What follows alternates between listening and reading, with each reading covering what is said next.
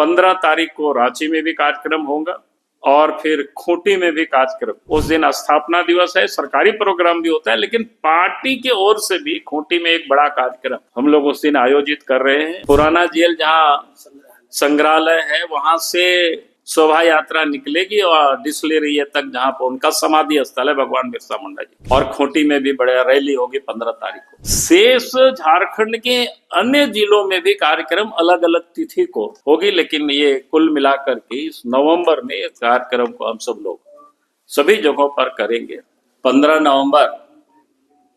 ऐतिहासिक दिन है, झारखंड के लिए नहीं बल्कि संपूर्ण देश के लिए वो ऐतिहासिक दिन है। वो इस कारण से है कि 15 नवंबर को भगवान बिरसा मुंडा जी की जन्म जयंती है, और संयोग कहिए कि इस वर्ष वो 150वीं वर्षगांठ मनाया जा रहा है। तो भगवान बिरसा मुंडा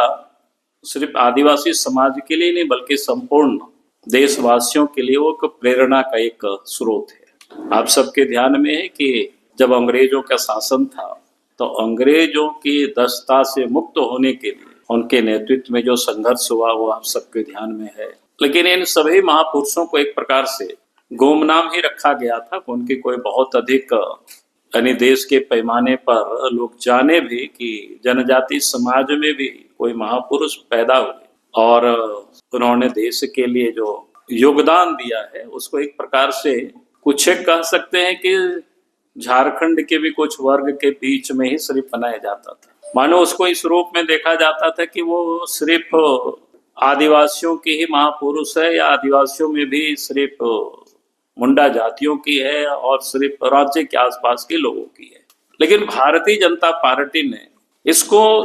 सीमित नहीं रखा, बल्कि भारतीय जनता पार्टी ने जो इस प्रकार से जो देश में जो हीरो रहे उनको देश के स्तर पर स्थान देना और देश के पटल पर उनको पहचान दिलानी यानी वहां तक पहुंचाना, उसके लिए भारतीय जनता पार्टी के स्तर से भी और सरकार बनने के बाद भी उसको किस प्रकार से स्थान दिया गया, महत्व दिया गया। अब पहली बात झारखंड राज्य के निर्माण की ही गाथा अगर हम देखें कि राज्य के लिए लंबी समय से लोग संघर्ष भी कर रहे थे, लेकिन राज्य तब बना जब केंद्र में एनडीए गठबंधन की सरकार बनी और श्रद्धेय अटल बिहारी वाजपेयी जी देश के प्रधानमंत्री बने। तो देश के अंदर में उस वक्त 3 नए राज्य बने, लेकिन 2 राज्य जिसको कह सकते हैं कि आदिवासी बहुल क्षेत्र था, माने अधिकांश संख्या में आदिवासी हुआ करते हैं, उसमें से झारखंड और छत्तीसगढ़, यानी 2 ऐसे राज्यों का जहां पर बहुतायत में बड़ी संख्या में आदिवासी जनजाति भाई बहने होते हैं, उसको भी राज्य का दर्जा दिया। झारखंड भी राज्य बना और छत्तीसगढ़ भी बना, उत्तराखंड भी राज्य बना, लेकिन मैंने इन 2 राज्यों का इसलिए उल्लेख कर रहा हूं क्योंकि इन क्षेत्रों में सबसे बड़ी आबादी जनजाति आदिवासी समाज की रहती है। और साथ ही आप सबको ध्यान में आना चाहिए कि झारखंड का जो निर्माण हुआ उसकी जो तिथि तय हुआ कि भाई हम झारखंड राज्य के निर्माण की तिथि को कौन सा तिथि को हम रखें, तो मैं कहूंगा कि उस समय देश के प्रधानमंत्री श्रद्धेय अटल बिहारी वाजपेयी जी और लाल कृष्ण आडवाणी जी उस तिथि को चुना कि जो भगवान बिरसा मुंडा जी के जन्मदिन है 15 नवंबर, जो कि आदिवासी जनजाति समाज में से एक हीरो थे। उनको भगवान के रूप में उनको स्थापित किया, लोग पूछते हैं, और उस उनके जन्मदिन को राज्य निर्माण को भी एक प्रकार से एनडीए गवर्नमेंट ने या श्रद्धेय अटल जी ने उसको 15 नवंबर को समर्पित किया। 15 नवंबर झारखंड का भी एक निर्माण जिसको बोलते हैं, जन्म या कह सकते हो कि जन्म हुआ वो 15 नवंबर को, यानी उनको जन्मदिन को एक प्रकार से समर्पित किया गया। इससे यह स्पष्ट होता है कि भारतीय जनता पार्टी किस प्रकार से जनजाति समाज के प्रति जो एक भाव है कि भाई हम उसके लिए राजनीति नहीं करते हैं, बल्कि उस समाज का उत्थान हो, उस समाज का जनजाति समाज का देश में मान हो, सम्मान हो, इसकी प्रयास जब जब सरकार बनाने का अवसर मिला, केंद्र में भी आप सब देखे होंगे कि सरकार ने किया। सरदे अटल जी की सरकार में एक और काम किए उस समय, वो काम किए जनजाति मंत्रालय। यानी पहले एक ही मंत्रालय में सब कुछ होता था, जितना भी कल्याण से संबंधित जो जुड़े हुए मामले होते थे, चाहे दलित का हो, जनजाति का हो, ओबीसी का हो। लेकिन अटल बिहारी वाजपेयी जी ने जनजाति समाज के लिए जनजाति जो मंत्रालय है अलग से बनाए, और देश के अंदर में 700 ऐसी जातियां हैं, सबकी अलग अलग बोली भाषा का एक डिफरेंस है, लेकिन उसमें से जो एक तीसरी सबसे बड़ी आबादी जनजाति समाज में से संथाली आबादी है, संथालों की। तो संथाल जनजाति भाषा को भारत के संविधान के 8वीं अनुसूची में भी शामिल किया गया। तो ये आप सोच सकते हो। और इसके बाद देश के प्रधानमंत्री जब नरेंद्र मोदी जी बने, तो आप सबने देखा कि पिछले दिनों पहले तो श्रीमती द्रौपदी मुर्मू, जहां झारखंड प्रदेश में राज्यपाल हुआ करती थी, और आज देश के सर्वोच्च पद पर, यानी देश के राष्ट्रपति के उस पद तक पहुंचाया, तो ये भी एक जनजाति समाज से, संथाली समाज से श्रीमती द्रौपदी मुर्मू आती है, तो उनको भी वहां पदस्थापित किया। यानी एक कितना बड़ा मान और सम्मान लगातार। और उसके बाद अगर आप देखें, आज उड़ीसा में मुख्यमंत्री है मोहन चरण मांझी, वो भी ट्राइबल है और संथाली समाज से आते हैं। दूसरा जो छत्तीसगढ़ की, जिसकी मैंने पहले उल्लेख किया, छत्तीसगढ़ में आज जब भारतीय जनता पार्टी की सरकार बनी अभी, तो वहां भी ट्राइबल मुख्यमंत्री है विष्णुदेव साय जी। तो इस प्रकार से आप देखेंगे कि हम आदिवासी समाज के लिए सिर्फ हम राजनीति नहीं करते कि उनका सम्मान कैसे बढ़े, उनका मान कैसे बढ़े, वो ऐसे कैसे प्रगति करे।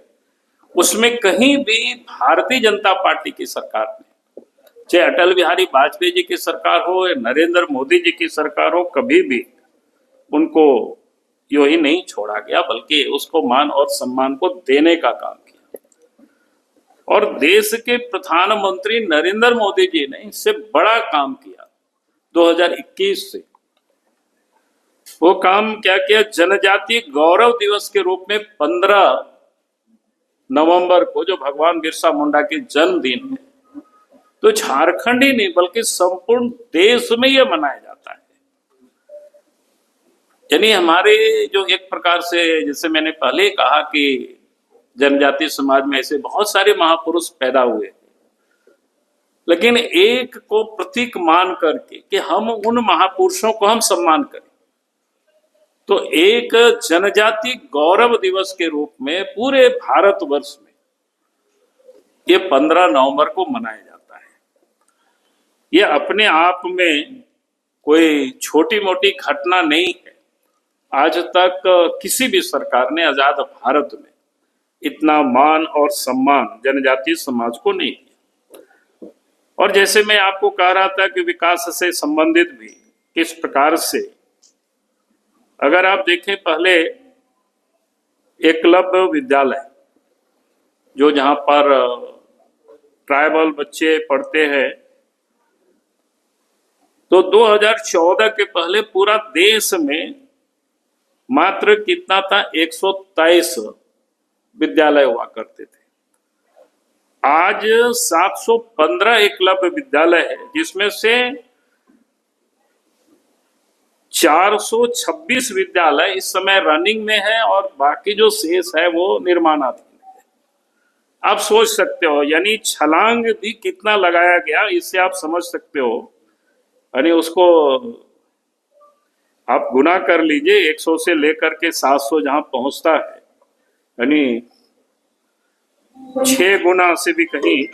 अधिक की ये छलांग लगाई गई है।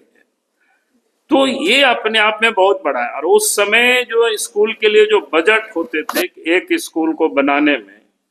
12 करोड़, तो आज 38 करोड़ में बन रहे हैं। और उस समय जो एकलव्य विद्यालय में जो खर्च होते थे 278 करोड़ रुपया, आज 6,390 करोड़ रुपया खर्च हो रहे। यानी भारत सरकार की योजना है कि भाई जिस प्रकार से नवोदय विद्यालय चलता है, यानी उस स्टैंडर्ड का एकलव्य विद्यालय भी हो, ताकि वहां भी बच्चे पढ़ लिख करके अच्छे इंसान बने, अच्छे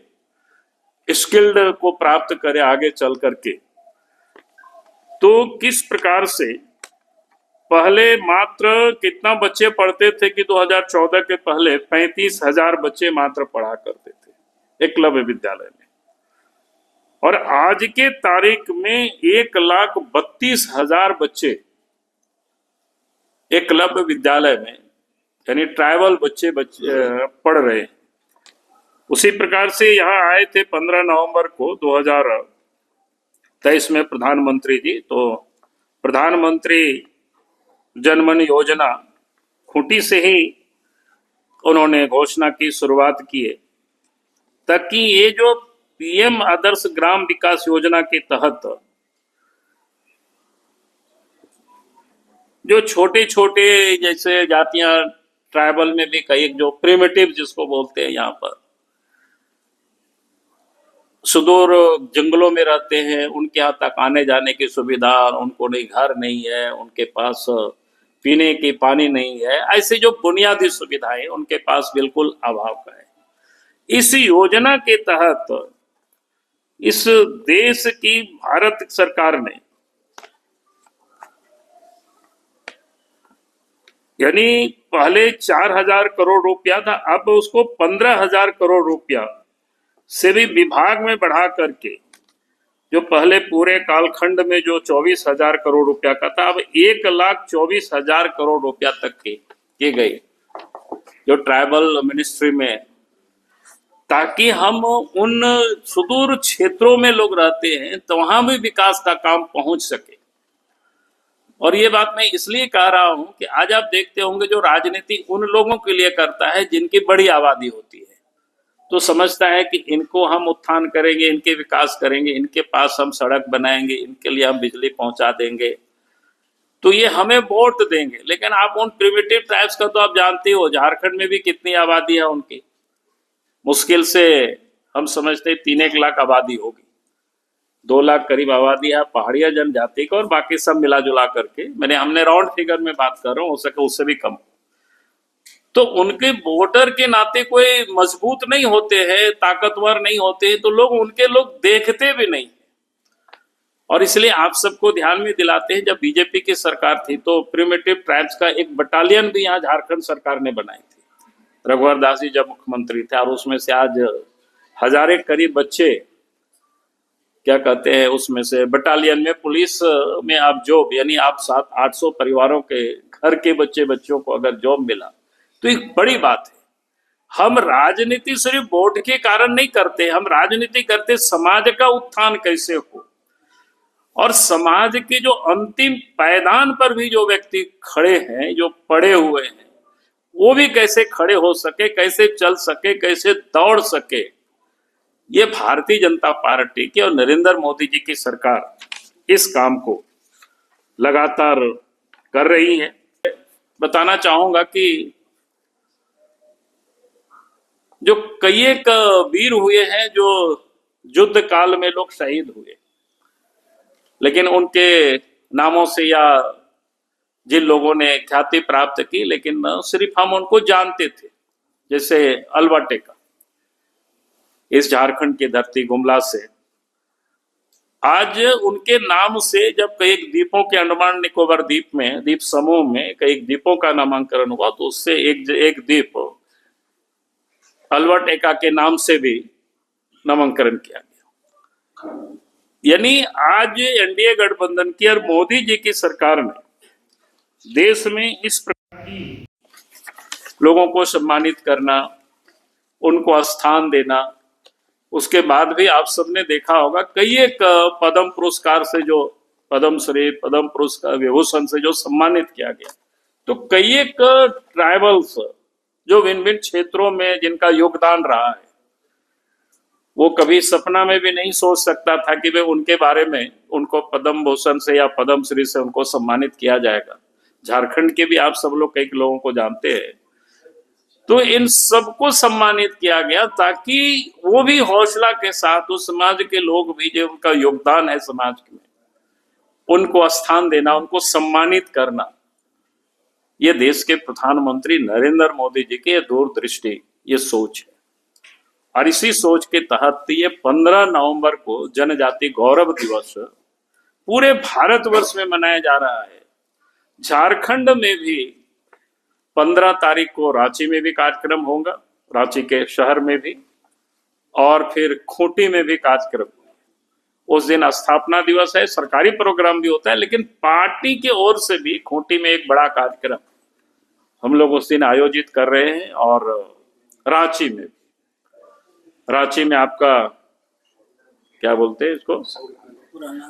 पुराना जेल जहाँ संग्रहालय है, वहां से शोभा यात्रा निकलेगी और डिस्टिलरी तक, जहां पर उनका समाधि स्थल है भगवान बिरसा मुंडा जी का।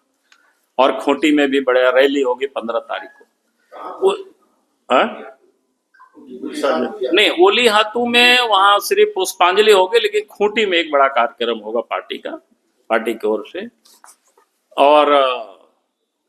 शेष झारखंड के अन्य जिलों में भी कार्यक्रम अलग अलग तिथि को होगी, लेकिन ये कुल मिलाकर के इस नवंबर में इस कार्यक्रम को हम सब लोग सभी जगहों पर करेंगे, ताकि ये जो आदिवासी महापुरुष हुआ करते, उसके साथ कई कार्यक्रम को हम सब लोगों ने रखा है साथ में, जो कि महापुरुषों का जितनी भी प्रतिमाएं होती है, तो आप देखते हैं कि लवारिस की तरह रहता है। तो पार्टी की ओर से ये सब जगह निर्देशित है कि भाई 13-14 को उसका साफ सुथरा करके वहां दीप जलाना, और फिर 15 नवंबर को उन महापुरुषों पर माल्यार्पण भी करना। ऐसा नहीं कि भगवान बिरसा मुंडा जी का जन्मदिन है और उसको हमने जनजातीय गौरव दिवस कहा है, तो जनजाति समाज के भी और भी जो महापुरुष है, और उसके साथ साथ बाकी भी जो महापुरुष है जिनकी भी जहां कहीं प्रतिमा लगी है, तो हम उन सारी प्रतिमाओं पर भी उस क्षेत्र के जो कार्यकर्ता होते हैं उसको माल्यार्पण करेंगे। तो इस प्रकार की ये कार्यक्रमों का एक लंबी श्रृंखला है। तो मुझे लगा कि आप सब लोगों के साथ हम शेयर करें, क्योंकि बड़ा ऐतिहासिक कदम है जनजाति गौरव दिवस मनाना।